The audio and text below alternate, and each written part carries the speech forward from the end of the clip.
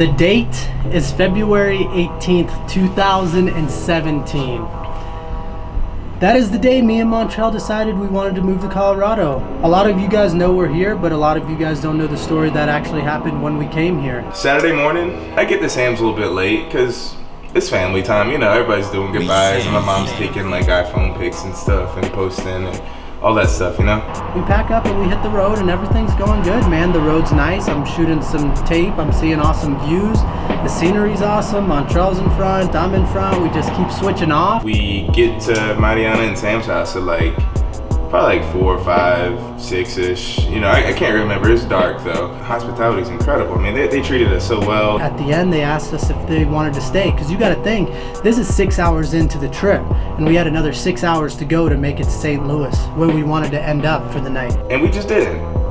Honestly, you know, I looked at Sam, he looked at me, and we were both just kind of ready to get going. The midpoint for us was St. Louis, Missouri, so. We hit the road again, and we're making our way to St. Louis.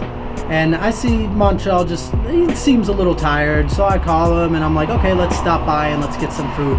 So that's what we do. We go, we get some food, we stretch out, we're feeling good, and we only got a couple more hours to go until we hit St. Louis. The drive was a little long. It was probably about 12 o'clock at night. And 12 o'clock at night after you've been driving all day too, you know? And I just felt so confident that I was okay. And you know, I'm one to be like, hey, I'll pull over, no big deal. Like if I'm tired, no big deal, but I was good. I was ready to get there. We're getting close. We're like 30 minutes out. And I just called Montreal again just to, you know, make sure he's good, he's driving, and we're just having conversation, and we'll make it to the spot we want to be in St. Louis. It's really foggy, road's kind of wet, and we're pretty close to our exit. Well, at this point, I'm feeling pretty good now, you know, because I'm having a conversation, you know, I'm happy, I'm good. There's nothing to worry about at this point. So we're getting off the exit. The back tires in my car started to slip a little bit. Hits the railing. The car proceeds to flip 3 times. Exit 2.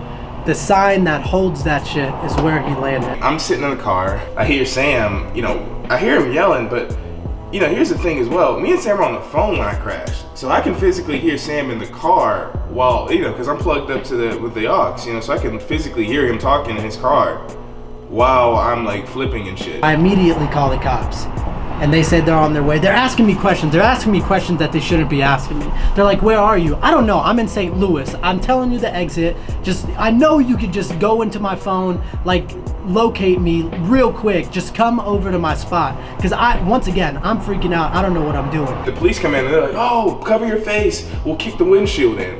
Because they probably don't honestly think anybody's okay in here at this point in time. You know, I imagine that they come in and that happens all the time in which they see somebody's car's flipped and the guy's actually hurt inside. Gave my driver's side door a pull, realized that I could get out through the driver's side, so I actually pushed that out and just kind of climbed my way out like that, man, through all the glass and stuff. And we got back, this is crazy. We got back up top, right? And one of the first things Sam's asked me, because he already knew it was okay, because he asked me if it was okay, he was like, so you still trying to do this?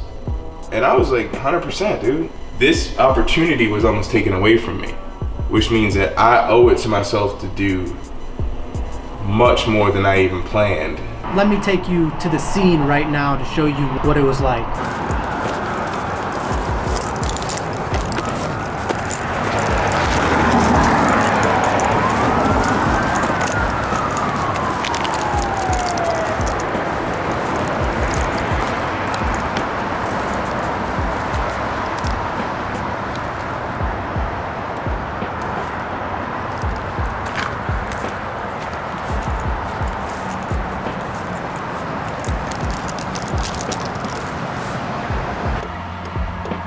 I didn't think about this till after the fact, but it had to have been a reality check for Sam too. Like, imagine seeing somebody in front of you go through like a life-threatening situation like that, and we're both moving across the country, you know? It's like, shit makes you bros. I have to ask Montreal personally, I'm like, are we still doing this? And he said, yeah, of course. So we got a little cheap motel. In the motel, man, it was fine, it was straight, but I had so many things in my car that I was just so scared someone would try to steal something. I mean, that's just real. But we were good. We woke up early. Here's a little bit of what Montreal had to say the day after the wreck. So I remember literally like hanging by the seatbelt. Like, I don't even know which direction the car is like hanging in right now. I'm like, am I upside down or whatever, you know? I literally was able to talk through what I was gonna do tomorrow while hanging in the car after rolling 3 times.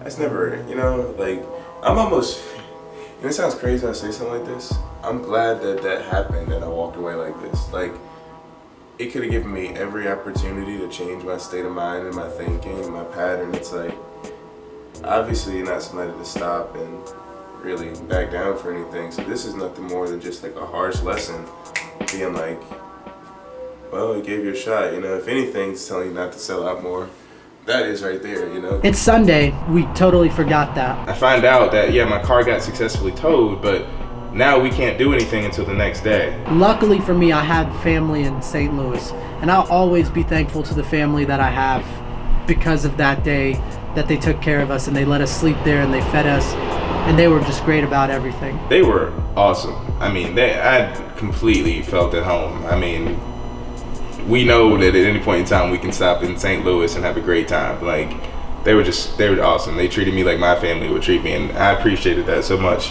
And the next day, because Montreal had lost his license for the longest time, we didn't know if they'd give him a rental car or not. So we end up going in the morning to Avis, and they said, no, we can't give you a rental.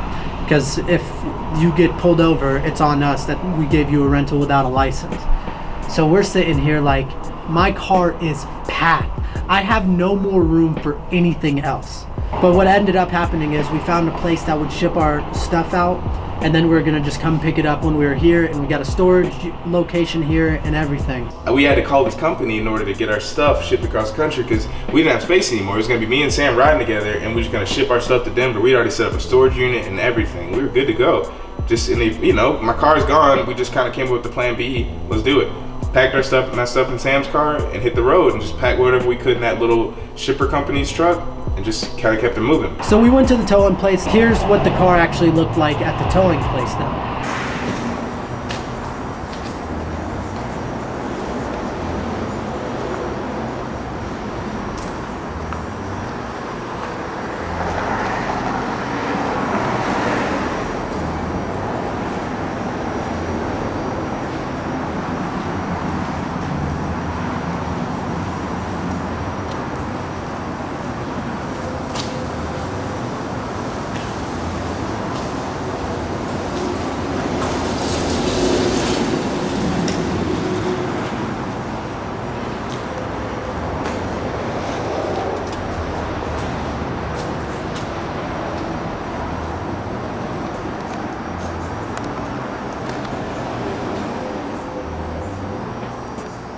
Talk about just like a sign right there. The minute the guy closes the door and shuts our stuff inside to take it back to the place to get shipped out to Denver, well, one of the guys that was working on the car, you know, from the tow place, is just kind of digging the little last bit of stuff out of the car, getting it ready for the adjuster to come.